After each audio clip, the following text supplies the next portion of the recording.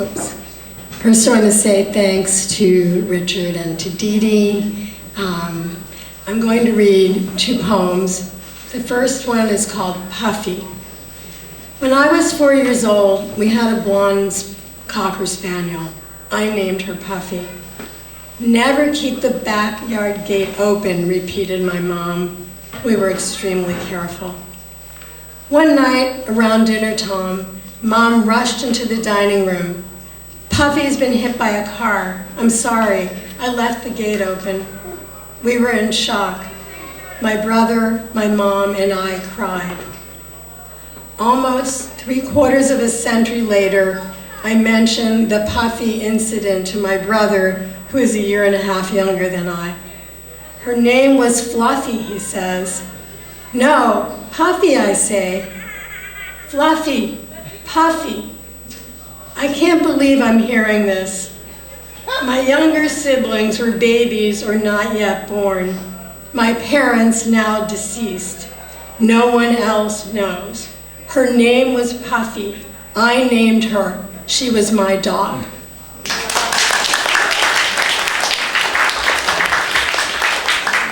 And this is called The Only Jewish Girl in Appleton High, and this is Appleton, Wisconsin in 1967, when that's where Joe McCarthy was born, and they still celebrated his birthday. Mary, who dated Daniel, the only Jewish boy, called me for a tutorial. Asked me what to eat, what to wear, did I have a recipe for matzo ball soup. I dated Jonathan, her former beau, a waspy basketball player with premature gray hair. At sweet 16, I baked my own cake. He sent me a dozen long stem reds. In a white silky dress, I seduced him in the basement of my parents' home. That blistering summer, his mother invited me to their beige Frank Lloyd Wright. A size too large, I wore my mother's pink and white dress, the one with the bow. His mother offered me oak Chardonnay. I choked. A piece of meat lodged in my throat. Crimson, I vaulted from the table. Crimson, I returned. After dessert, we walked to my mother's brown Buick. When no one was looking, he pulled me into his lean body. 2 months later, he was deported to boarding school. Junior year, I dated Kevin, a blonde basketball star, until we moved back east, where Jewish girls belong. Thank you.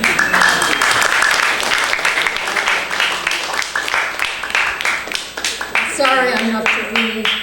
I was here at 3:30.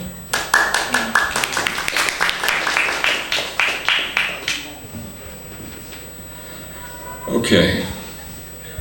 Green. Every night I go to sleep.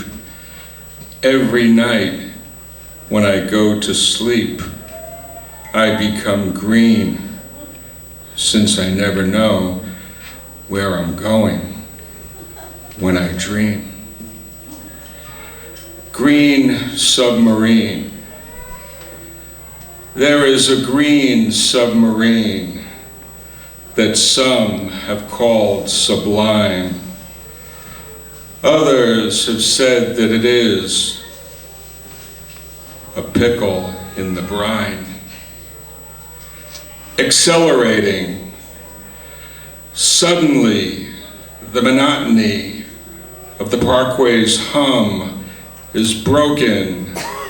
An accelerating car is a roar out the door. Other cars din, autos passing becomes a snore. This speeding car, how far can it go? The driver, a shooting star or falling? Tensely we watched. The outcome was a close one. Everyone was on edge. Everyone lost their edge, fully absorbed In the competition, the suspense made everyone stand. Active onlookers, everyone was, that one team won. No one did begrudge. What did matter was the excitement everyone felt in the moment. Oh, the drama in this sporting life. Our honeymoon in the lemon drop sun. How could we not have fun since it followed a honeymoon? One day this will all be eclipsed long after new love is missed by you and me and others continually. The works, zoom, zoom, zoom. The rockets go boom, boom, boom, exploding into wondrous colors. It's awesome for everyone tonight. Is this a magic kingdom we live in? The children wonder. The pyrotechnics go higher and higher. Then the ephemeral, sparkling shower innocuously descends. Oh, ooh, hooray, say the crowd, completely taken by this friendly fire. One more, say it. One more. Thank you. Thank you. Fireflies keep hovering, light the paths of lovers, caught from flight, you never bite. A brief, calm walk around my hand, then you go, get on with the show. Your light is your song. Fireflies keep flashing your unique light without heat. Brighten lovers walk with this flickering, this gentle lightning, a harmonious counterpoint to crickets stridulating. Thank you very much. Thank you so much. Okay, we have Pete Dolak, Ron Cohn, and Oliver Bear. Please come on down.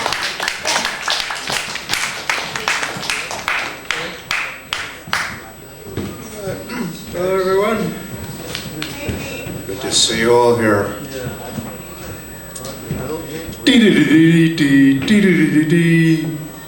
Mr. Softy is everywhere.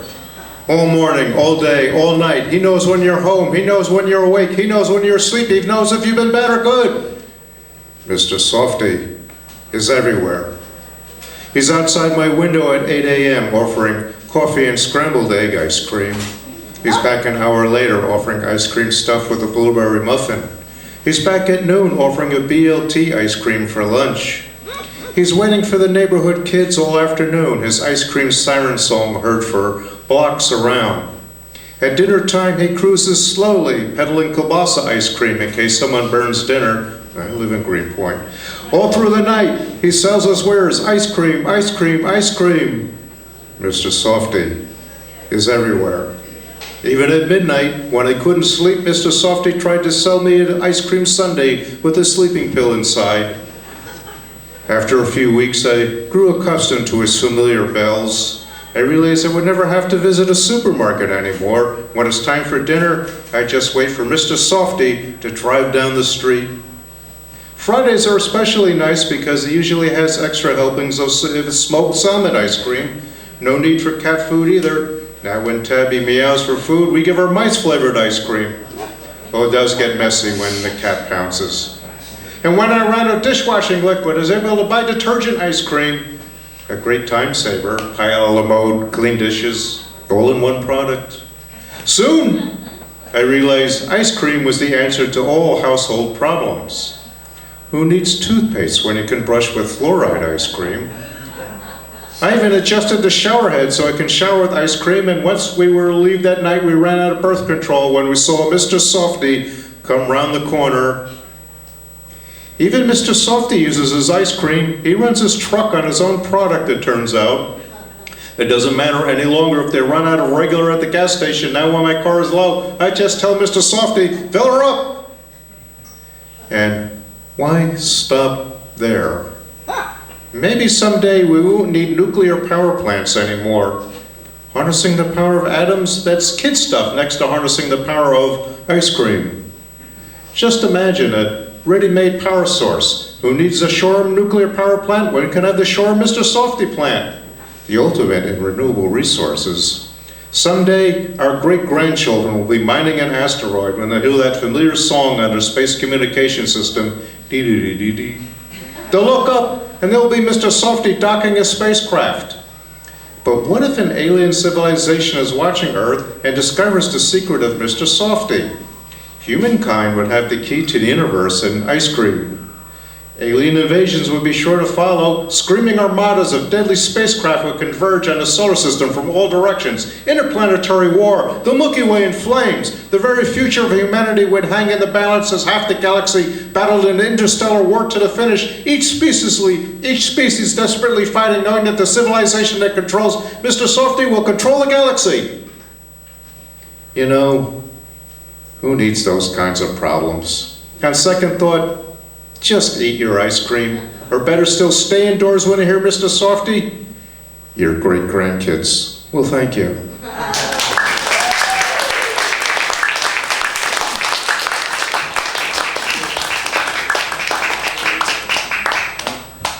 The poet Hal Sirowitz passed away a couple of months ago, and we did a memorial for him at the Bowery Poetry Club. He's a wonderful person.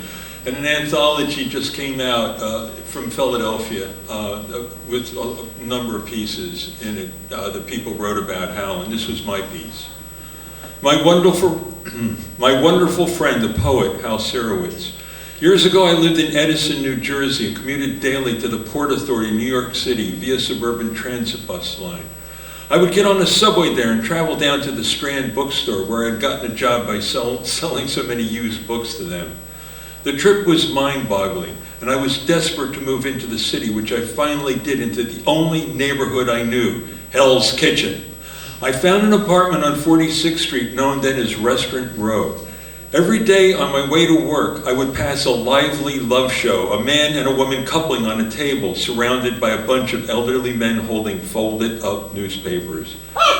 The neighborhood was dangerous, and I was so grateful to discover a poetry reading at a church on the same street I lived on. That church was St. Clement's, and the reading was hosted by Hal Sirowitz. I started attending regularly, and in a way, it saved my life. Hal was not only the director, he was an amazing poet filled with life and humor, and his life-affirming words gave me a new sense of purpose. I eventually moved to Brooklyn and began writing poetry seriously. Thank you so very much, Hal Sirowitz. Thank you.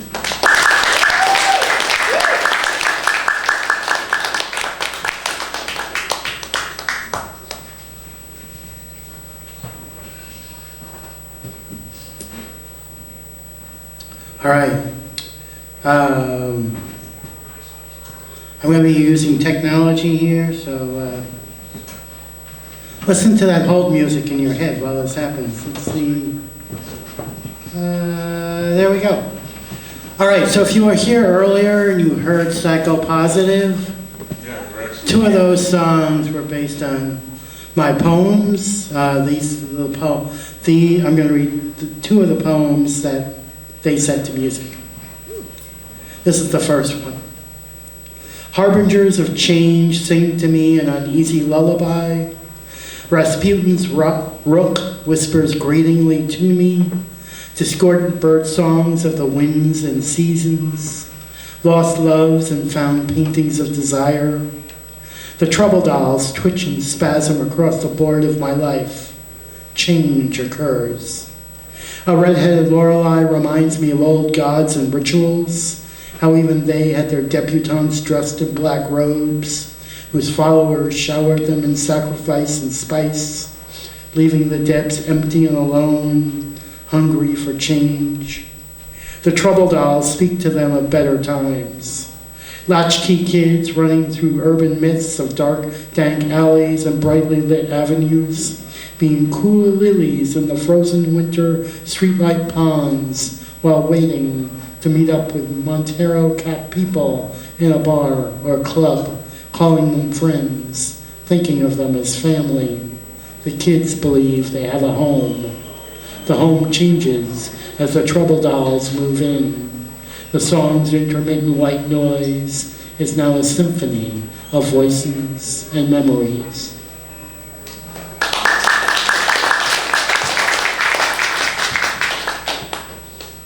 And this is the second poem that they set to music and they played. Fire, fire in my mind, burning all my dreams behind, so that no trace is left for my guilt, a fortress solid upon which to build, its walls of promises unfulfilled, its beams of lies told to support, a roof of pain without retort. The centuries fought to bring you back, but I only ordered a missile attack on the emotional village I built for you. After all the blood's been spilled and spewed, I napalmed my wishes so there'd be no trace. But I'm still haunted by the ashen outline of our last embrace. And to quote their song, woo! And my last one is Peter DeZouza had a song about the snake eating its tail. You know what that's called.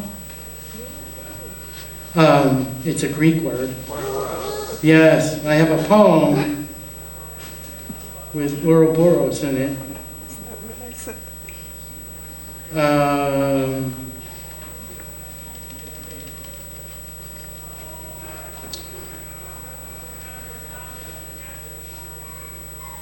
Here we go. There's lightning in the western lands, a rumble in our sheets. The electricity becomes static, friction from Ouroboros days dangling. The hangman waits to cinch the slipknot of time. His pillowcase mouth sounds from the depths, a sunken city of the crimson night painted with the shadow of the gibbet. The end of our rope unfrayed, our spasmodic swing dance ends. He cuts us down, throws us in the swamp, sacrifices to an arcane idol in the anoxic twilight. A femur's writhing, sinewy mass reaches out to us. Baboons jabber knowingly. Falcons judge a land of bones. Jackals jump the parts to the four corners, feeding the crawling chaos in the place of dead roads. The noose of responsibility tightens still, asphyxiating our soul's magnificence 7 times over. Lightening our load, the spark dwindles, decays dust, passing with the storm. Thank you. Okay, now we have Austin Alexis, Linda Lerner, Elizabeth Moth.